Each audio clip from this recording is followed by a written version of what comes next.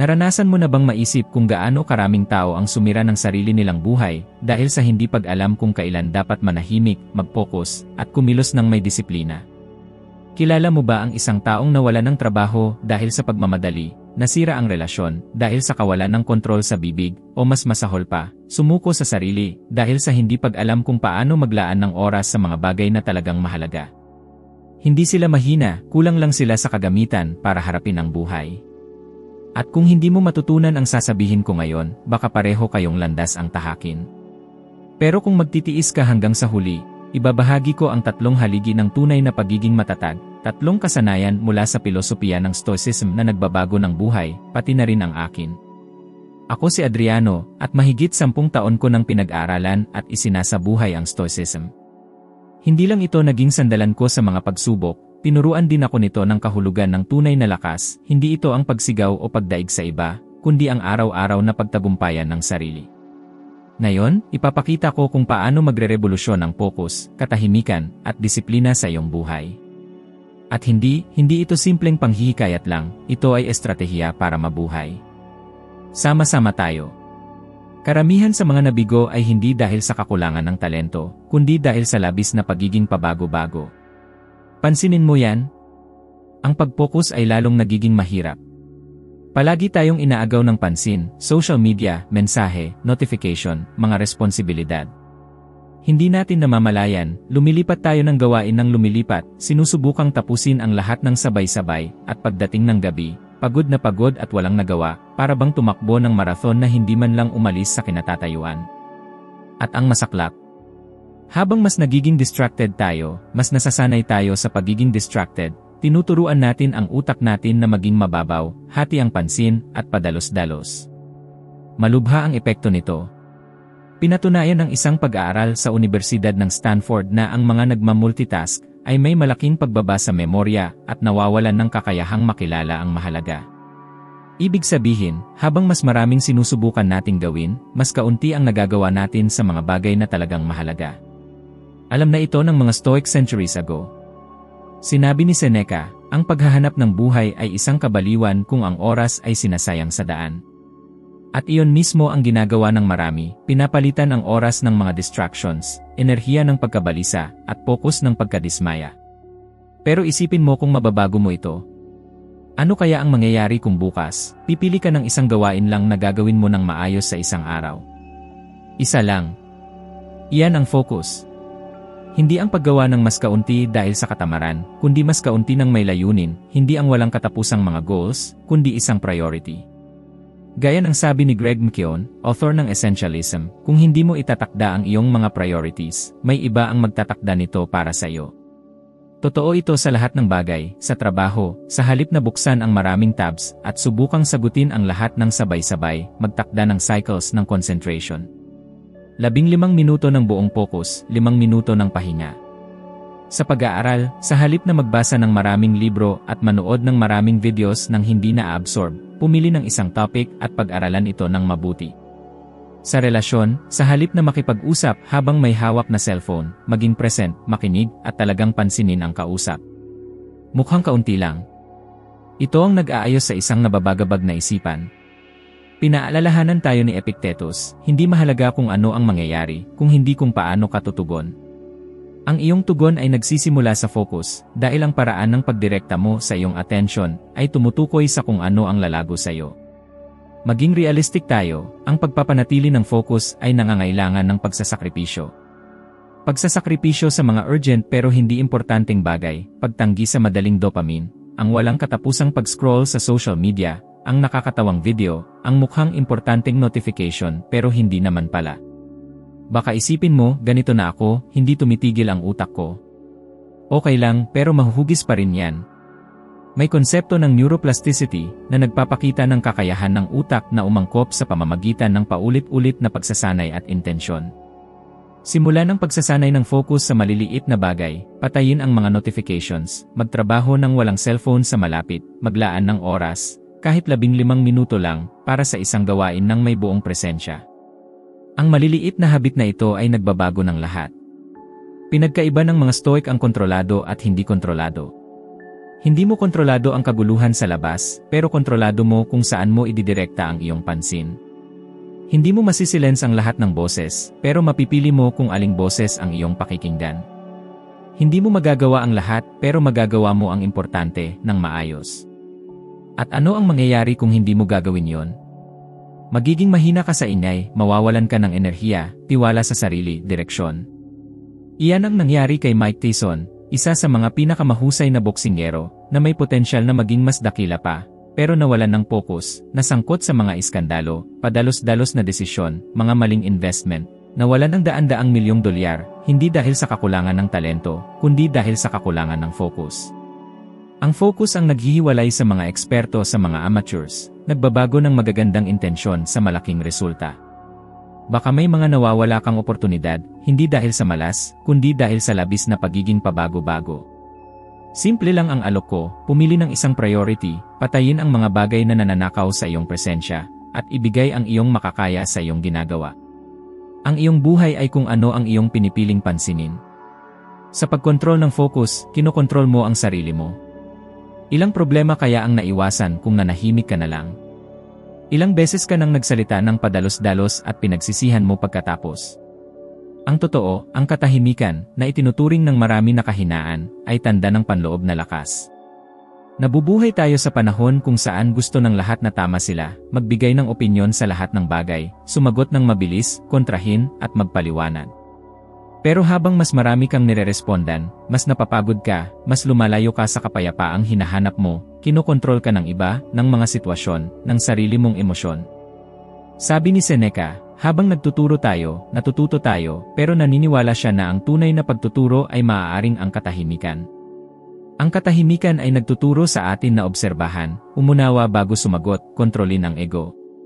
Pinatutunayan ng science ang alam ng mga Stoic, isang pag-aaral sa Journal of Neuroscience ang nagpakita na ang katahimikan ay nagpapasigla sa paglaki ng mga bagong cells sa hippocampus, ang bahagi ng utak na may kaugnayan sa memorya, pag-aaral, at emosyonal na pagkontrol sa sarili. Pinapalakas ng katahimikan ang iyong isipan. Bakit ito mahirap? Dahil nakasanayan na nating isipin na kailangan nating sumagot sa lahat, magpaliwanag, ipagtanggol ang sarili, at ipilit ang gusto. Nawawalan tayo ng pagkakataon na makinig, umunawa, at sumagot ng may karunungan, hindi ng may galit. Isipin mo, may isang taong nag-criticize sa iyo nang hindi patas sa trabaho. Ang reaksyon mo ay ipagtanggol ang sarili, baka atakihin pa. Pero paano kung huminga ka muna, makinig ng mahinahon, at sumagot sa tamang oras, ng malinaw, ng may layunin? Hindi ka mukhang mahina kundi matalino. Pinaalalahanan tayo ni Epictetus, imposible na matuto kung ano ang iniisip mong alam mo na. Sa sobrang pagsasalita, binabarang mo ang iyong paglaki, ang pagkakataong makinig sa bagong pananaw, na makita ang isang bagay na hindi mo pa napapansin. Madalas, ang katahimikan ay hindi pagwawalang bahala, ito ay emosyonal na katalinuhan, estratehiya, pagpipigil sa sarili. Kaya nga, kakaunti lang ang sinasabi ng mga dakilang pantas. Si Keanu Reeves ay isang halimbawa. Habang ang mundo ng mga artista ay puno ng mga iskandalo, nananatili siyang kalmado, nakatuon, present. Napagtagumpayan niya ang mga pagkawala, trahedya, chismis, nang hindi nasasangkot sa mga away o padalos-dalos na reaksyon, namumuhay ng tahimik na isinasabuhay ang stoicism, at naging simbolo ng balanse, respeto, at paghanga. Isipin mo, ilang walang kwentang pagtatalo na ang naranasan mo? Ilang jera ng salita ang nagresulta lang sa pagod? Dahil maraming away ay hindi tungkol sa kung sino ang tama, kundi kung sino ang mas nasaktan. At kapag nag-away ang dalawang taong nasaktan, walang nananalo. Kaya kapag inaway ka, tandaan mo na ang katahimikan ay maaaring mas makapangyarihan kaysa sa anumang argumento, hindi dahil sa hindi mo alam ang sasabihin, kundi dahil alam mong ang pagsasalita ay wala ring magbabago. Kaya kontrolado mo, pinamumunuan mo ang sarili mo. Sinabi ni Marcus Aurelius, ang pinakamagandang paghihiganti ay ang maging iba sa mga taong sumasakit sa iyo. Madalas, ang pagiging iba ay ang pagpili ng katahimikan kung saan pipili ang lahat ng pakikipag-away. Pansin, ang katahimikan ay hindi pagwawalang bahala sa kawalan ng katarungan o pagtanggap sa pang-aabuso. Ang katahimikan ay ang pag-alam kung kailan magsasalita ng may katatagan, hindi ng may galit, ng malinaw, hindi ng may pag-asa. Totoo ito sa lahat ng aspeto, sa relasyon, kung ang pagtatalo ay lumalala, huminto, huminga, manahimik. Sa internet, bago mag-comment o kontrahin, mag-isip. Sulit ba ang iyong kapayapaan? Sa trabaho, bago magpaliwanag, obserbahan. Minsan, ang oras ang mas nagsasalita kaysa sa anumang argumento. Sa pagsasagawa ng katahimikan, nagiging mas mapanuri ka, present, at strategic. Iba ang tingin ng mga tao sa iyo. Maingay ang mundo, pero ang karunungan ay nasa katahimikan. Kapag may bagay na nagbabanta sa iyong balanse, sa halip na sumagot ka agad, pumili ng katahimikan. Hindi dahil natalo ka, kundi dahil nanalo ka na sa loob. Lahat ng tao ay gusto ng pagbabago, pero ilan lang ang nagbabayad ng presyo ng disiplina. Ipinaliliwanag nito ang paulit-ulit na siklo ng pagkadismaya. Nagsisimula sa yevin at tumitigil, nagsisimula ng bagong habits at sumusuko, nagtatakda ng goals at iniiwan. Ang problema ay hindi kakulangan ng motivation, kundi kakulangan ng consistency na nagmumula lang sa disiplina. Ang disiplina ay isang di nakikitang muscle na lumalakas sa katahimikan. Ito ang pagbangon sa kama kahit ayaw mo, pagtupad sa pangako kahit walang nag-uudyok, ang paggawa ng kailangan kahit ayaw mo. Naiintindihan ito ng mga Stoic. Sinabi ni Epictetus, walang malaking bagay ang nabubuo ng biglaan, gaya ng puno ng igos o ubas. Kung sasabihin mong gusto mo ng puno ng igos ngayon, sasabihin ko, magtiis ka. At doon nabibigo ang mga tao, sa paghihintay, gusto nila agad ang resulta, magic transformation, tagumpay sa loob ng ilang linggo. Pero ang totoong mundo ay nangangailangan ng pagtitiis at disiplinadong pagkilos, araw-araw. Gusto mong baguhin ang buhay? Ang disiplina ay pangako sa iyong kinabukasan, hindi sa iyong nararamdaman ngayon. Sa pagkilos lang kapag may motivation, magiging biktima ka ng mood mo. Pero sa pagkilos dahil sa prinsipyo, dahil sa desisyon, lumilikha ka ng matibay at hindi matitinag na identidad. At yan ang nagbabago ng lahat. Isipin mo ang pagpili ng isang maliit na habit at panatilihin ito sa loob ng 70 araw. Hindi kailangang maging malaki, gumising ng 15 minuto ng mas maaga, uminom ng 2 litro ng tubig, mag-meditate ng 5 minuto, magbasa ng 3 pahina sa isang araw. Iyan lang. Isipin mo ang impact nito sa loob ng 1 taon. Magbabago ka sa loob at labas. Magtitiwala ka sa sarili mo, at ang self-confidence ay ang mayamang lupa ng tunay na kalayaan. Marami ang nag-iisip na ang disiplina ay matigas, halos militar, pero ito ay ang kalayaan mula sa pagkaalipin ng impulse. Sa paglaban sa mga pansamantalang pagnanasa, pumipili ka ng isang bagay na mas malaki. Sinasabi mo, masigit ako sa aking mga impulses. Malakas yan. Si Amy Winehouse ay may kakaibang boses, pero kulang sa panloob na istruktura, hindi niya alam kung paano protektahan ang sarili, hindi niya kaya ang mga sakit niya, sinisira niya ang sarili, hindi dahil sa kakulangan ng talento, kundi dahil sa kawalan ng stability at direksyon. Ang talento na walang disiplina ay sayang lang. Walang ligtas sa sarili kung walang pagpipigil sa sarili. Kung titignan mo ang disiplina bilang regalo, hindi parusa, magbabago ang lahat. Pinoprotektahan ka nito sa anxiety, nagbibigay ng kalinawan sa mga araw na magulo, at pinapanatili ang buhay mo sa tamang landas. Pinatutunayan ito ng science. Ang mga pag-aaral sa Universidad ng Duke ay nagpapakita na mga 45% ng pang-araw-araw na pag-ugali ay batay sa habits, hindi sa mga conscious na desisyon. Kung i-structure mo ang iyong buhay gamit ang disiplinadong habits, mas mabubuhay ka ng maayos, mas malinaw ang pag-isip, at gagawa ka ng mga desisyon na naayon sa iyong mga goals. Ang pagpapanatili ng disiplina ay hindi madali. Magkakaroon ng mga araw na gusto mong sumuko, mag-imbento ang iyong isip ng mga dahilan.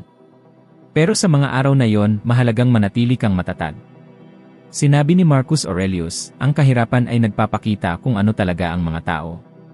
Sa pagsisikap, lumilitaw ang iyong kadakilaan, sa paulit-ulit na paggawa, lumalakas ang iyong isipan, sa pagtitiyaga, nagaganap ang pagbabago. Huwag kang maghintay ng inspiration, lumikha ng routines, patterns, mga pang-araw-araw na ritual na magpapaalala sa iyo kung sino ka. Hindi mo kailangan baguhin ang lahat ng sabay-sabay, patunayan mo lang sa sarili mo na natutupad mo ang iyong pangako. Ang disiplina ay hindi perfection, ito ay consistency, na lumilikha ng tiwala, at ang tiwala ay lumilikha ng kalayaan. Lahat ng Stoic ay naghahanap ng kalayaang ito, maging kung sino ka, kahit ano pa ang mangyari sa mundo, sa katawan, sa sitwasyon. Ang tunay na lakas ay hindi ang paggawa ng gusto mo, kundi ang paggawa ng dapat gawin. Palagi. Ngayon na nauunawaan mo na ang individual na kapangyarihan ng focus, katahimikan, at disiplina, tingnan mo kung ano ang mangyayari kapag pinagsama-sama ang tatlo. Hiwalay, ang bawat isa ay nagbabago, pero kapag pinagsama-sama, nagiging isang emotional at mental shield na magpapaharap sa iyo sa buhay ng iba kaysa sa karamihan. Karamihan sa mga tao ay lumilipat ng gawain ng lumilipat, nagpapaliwanag sa mga taong hindi naman dapat, nagre-react sa kahit anong maliit na inconvenience, iniiwan ang mga pangako sa sarili. Nabubuhay sila sa impulse, pagmamadali, pagkabalisa, frustrated, pagod, nawawala.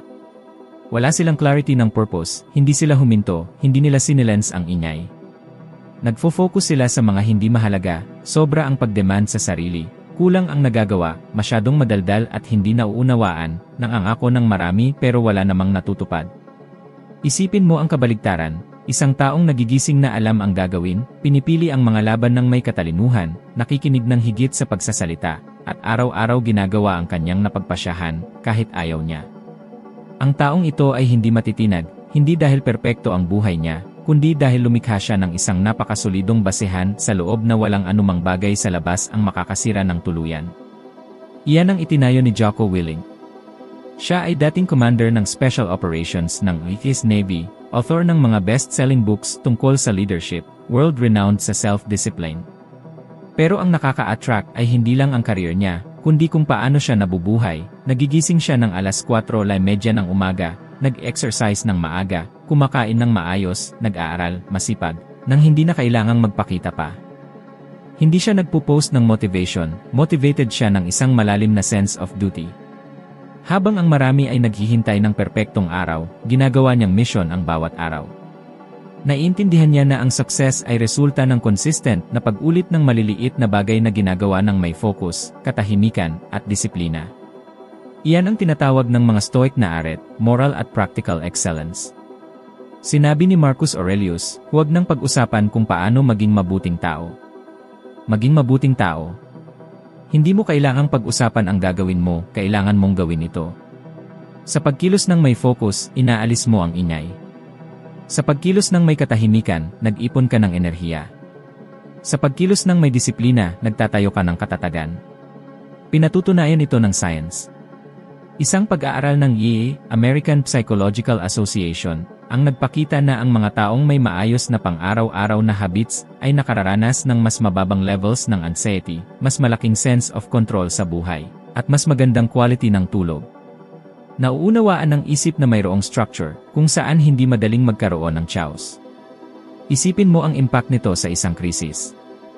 Habang ang marami ay nagpapanik, ang mga nagsasanay ng focus ay nag-prioritize. Ang mga nagsasanay ng katahimikan ay nakikinig at nag-isip bago kumilos. Ang mga nagsasanay ng disiplina ay hindi sumusuko, umaangkop. Ito ang tatlong bagay na sumusuporta sa mga taong nananatiling matatag kahit na ang lahat ay naguguho. Pero pansin, hindi ito ang pagiging robot, malamig o matigas ang ulo. Ito ay ang pagbuo ng matibay na isipan na may matatag na puso. Ito ay ang paglalakbay sa buhay ng may presensya, layunin, pagpipigil sa sarili. Ang Stoic ay hindi naghahanap ng buhay na walang emosyon, kundi hindi kontrolado ng emosyon. Baka isipin mong maganda sa teorya, pero mahirap sa realidad. At mahirap, pero ang mahirap ang nagpapalakas. Sabi ni Epictetus, ang mga pangyayari ay hindi gumagawa ng tao, ipinapakita lang nito kung sino talaga siya. Sa bawat paggamit mo ng tatlong ito sa maliliit na bagay araw-araw, ipinakikita mo sa mundo at sa sarili mo ang iyong kadakilaan. Sa focus, pinuputol mo ang labis. Sa katahimikan, nauunawaan mo ang sarili. Sa disiplina, nagbabago ka. Pinagsama-sama, ang tatlong puwersang ito ay lumilikha ng isang bihirang bagay, mga taong hindi nabubuhay para sa panlabas na anyo, kundi para sa tunay na pagkatao, hindi sila nagre-react, kundi pumipili, hindi sila nagpapapaliwanag, kundi kumikilos. At ang pinakamaganda, maaari kang magsimula ngayon. Hindi mo kailangang maghintay ng bagong taon, bagong trabaho, bagong relasyon. Kailangan mo lang magdesisyon, maging master ng sarili mo bago mo subukang kontrolin ang ibang bagay.